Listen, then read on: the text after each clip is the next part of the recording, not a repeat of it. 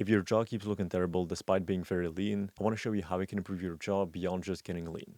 For reference, this is what my jaw used to look like 4 months ago, and this is what it looks like now. In both pictures, I was lean, so I needed to figure out some other way to make it sharper, which is exactly what I'm going to show you how to do in this video. I want you to know that if your jaw doesn't look good right now, it's not a result of genetics, it's often just the result of improper habits, and it's therefore completely possible to improve. So in this video, I want to show you exactly how I've been able to get my jaw and specifically my side profile from this point to this, and of course how you can do it as well. We'll keep it to the few fundamentals which are going to make the biggest difference, so you don't need to worry about complexity or anything like that. So to understand how it's possible to change your jawline completely through certain practices, we need to understand the anatomical structure of it. So your jaw, just like your entire body, is a combination of bones, muscles, and ligaments. And when it comes to improving your jaw and especially side profile, there's a few areas that matter in particular. Firstly, you have a set of muscles called your suprahyoid muscles. These muscles include your digastric, mylohyoid, genuhyoid, and stylohyoid. These are located right underneath your jaw, around here, and they serve the purpose of helping open your jaw. Second, you have a set of muscles called your infrahyoid muscles. These include your sternohyoid, omohyoid, sternothyroid, and thyrohyoid. These are located through your neck around here, and these are also responsible for helping open your jaw. Then third, you have a bone called your hyoid bone. This is a U-shaped bone located underneath your jaw around here, and the position of it is determined by the strength of your suprahyoid and infrahyoid muscles. Okay? So for the purpose of this video, these are the only three things you need to understand. You have your suprahyoid muscles located around here, your infrahyoid muscles located around here, and your hyoid bone located around here. So why are these specific parts of your jaw so important? Well, the main reason is because the resting position of your hyoid bone heavily correlates with the sharpness of your jaw. A higher set hyoid bone will typically mean a sharper jaw, especially from the side. And the way you elevate your hyoid bone is through training the surrounding muscles, which are your suprahyoid and infrahyoid muscles. So that's essentially the whole premise of this video. In order for you to get a sharper jawline when you're already lean is through elevating your hyoid bone. And in order to achieve that outcome, you need to strengthen your suprahyoid and infrahyoid muscles that surround your hyoid bone.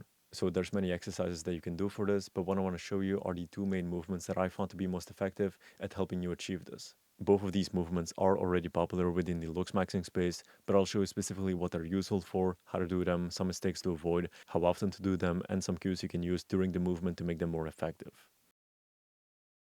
Now, before I show you both movements, it's important to first check whether you suffer from a TMJ problem or not. Some of you will have some pain or clicking in your ear whenever you open or close your jaw, and this could be indicative of a TMJ problem. So what that essentially is a problem with one of your jaw ligaments located around here, and this can happen due to chewing too intensely on jaw trainers or mastic gum. It can be caused by applying too much strain on your jaw overall, and other things that can cause it as well. So in case you have some form of pain or clicking in your ear, do not do any of the exercises we're going to cover.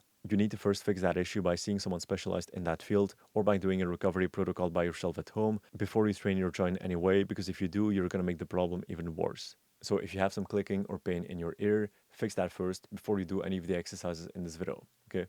And of course, if you don't have any problems with your jaw, you can watch the rest. So we understand that your hyoid bone is heavily responsible for the sharpness of your jaw, and in order to elevate it, you need to train your suprahyoid and infrahyoid muscles. The following two exercises I'm going to show you are going to help you achieve exactly that.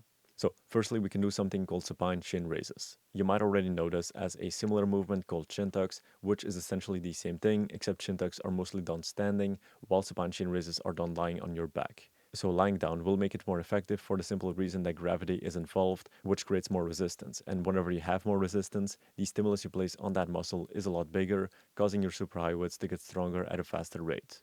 So this is one that I've personally used the most because I feel like it's the one that works the best and just feels the best during the movement itself, and the one that I feel works the best as well to get you results. This will train your suprahyoids really well, and if you're doing it properly, you should feel a really strong burn around here, like this. So the way you want to do it is the following. First, you'll need to find something to lay on where your head can stick out and move freely. This can be a bench or a bed, for example, like I used for a while. Once you've found something, you want to lay on it with your head sticking out, and you'll start by doing slow and complete neck curls. This isn't meant to train the muscle, but to simply warm your entire neck area as a whole. Make sure you go all the way down and all the way up and keep a good range of motion. So for this, you want to do about 10 to 20 reps and potentially some neck stretches just to make sure everything is well warmed up around that area. So once you're completely warmed up, the following step is to actually train the movement. So here's how you do it. First, you want to lay on your back again with your head sticking out, and what you'll do instead of curling your neck up is whenever you do a rep, you want to try to create as many double chins as you possibly can. Instead of focusing on contracting your neck fibers, you'll need to focus specifically on contracting this area right here. Remember, you're not trying to train your neck, but your suprahyoids. So then, whenever you go back, focus on pulling your chin as far back as possible and repeat this movement multiple times. Now, whenever you're doing the movement, there's a few things you need to watch out for.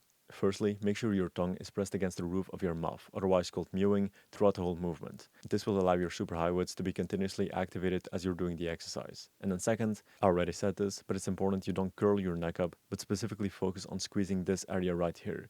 Remember to try to create as many double chins as possible in the concentric part of the movement. So this is about how you perform supine chin raises. Now, depending on your experience level and how strong your hyoids are, you'll need to train it harder or easier. If you've never done chin raises before, I suggest warming up very well before the movement and doing 2 sets of 10 reps twice a week at most with the movement itself. You want to make sure you don't push yourself too hard and simply get your hyoids used to being activated and trained. I've seen people get TMJ problems by doing this because they were going too hard at first, so you need to be careful with this at first, okay? Then, of course, once your hyoids get stronger, you can build it up until you get to about 5 sets of 25 reps 2 to 3 times a week.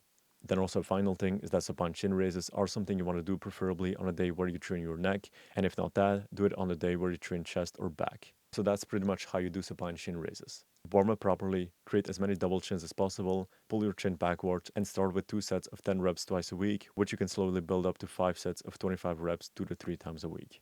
So the second movement you can utilize is something called resisted jaw openings, otherwise called mental protuberance resistance or MPR, popularized by Baby Stickley. Both movements are the same thing, I just believe the execution can be done in different ways, which Baby hasn't mentioned, I think. So jaw openings are again one of the more effective movements that I've tried, and I highly recommend you do it combined with supine chin raises. So here's again how you do it. Firstly, you need to warm up properly. In case you've done chin raises right before, you don't need to warm up a second time, but in case you haven't, you need to know how to do it properly as well. So the way you're going to warm up with this is with the same exact exercise as you would with the normal exercise, just with less intensity. So both the warm up and the exercise itself are the exact same movement. So the way you're going to perform it is the following. First, you want to start by taking your hands and putting them together like you're about to pray. Then you'll create a 90-degree angle between your thumbs and index fingers, like this. Next, you want to place your thumbs underneath your chin and your index fingers against your nose for stability. You can also place your thumbs alongside your jawline if you prefer it that way. Then you want to keep your head up and your body straight and perform these slow reps by focusing on squeezing your suprahyoids again. So as I said, the first set you'll need to apply just a small amount of pressure to simply warm up your jaw, and for working sets you'll apply slightly more pressure. So again, if you're a beginner, you want to again go very easy at first and not push yourself too much. Going too intensely from the start can again cause you to develop some form of TMJ problem, so stick with about 2 sets of 20 reps 2 times a week, and as you progress, you can increase the amount of sets you do to 5 to 6 sets of 20 reps and make each set more intense. So this is how you do resisted jaw openings. Place your thumbs underneath your jaw and use them as resistance, warm up properly, and do about 2 sets of 20 reps twice a week. Also, this is something you should do either before or after supine chin raises, but in either case you want to do them on the same day. So if you're a complete beginner when it comes to hyoid training, your weekly training will look like this. Twice a week you'll do 2 sets of 10 reps of supine chin raises and 2 sets of 20 reps of resisted jaw openings. If you're a beginner, that's all you should do. And of course, as you get stronger, you'll add reps and sets to it. So this is pretty much all I have for this video. The sharpness of your jaw, which of course also comes from being lean, is also determined by the position of your hyoid bone. And in order to elevate it, you need to train your suprahyoid and infrahyoid muscles which surround it, which can be done through both exercises that I showed you. So here's again a broad overview of what to do and how to do it. So please don't just consume content, go and implement these things right now and actually start getting results. So thank you for watching the video, hope you enjoyed it. Do what you say you're gonna do. Peace.